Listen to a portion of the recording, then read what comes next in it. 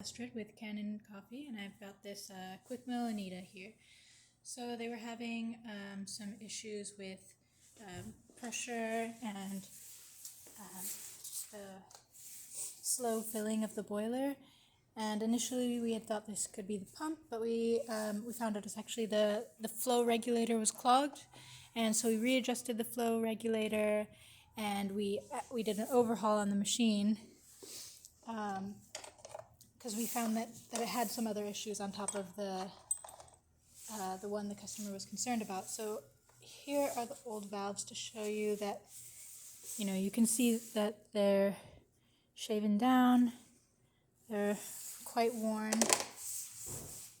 This one, and here you can see that. So those have all been replaced, as well as the gasket here, that's for the group head.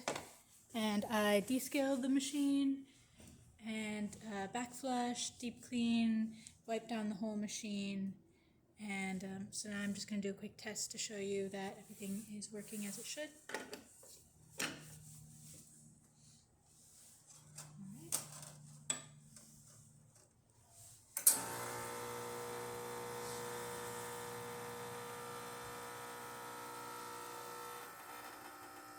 So there you can see, hopefully, that we're at about 9 bars.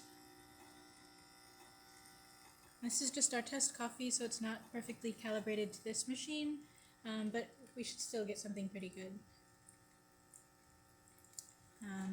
You can see here the steam boiler is at just below 1.5 bars, which is where we want it.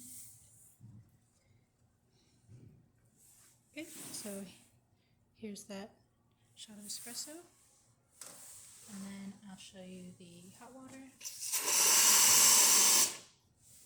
I'll do a little more, but now you can hear the pump filling. Okay, so not for too long, and then there's the steam. Alright. If you like this video, please hit the like button and subscribe to our channel. Thank you so much.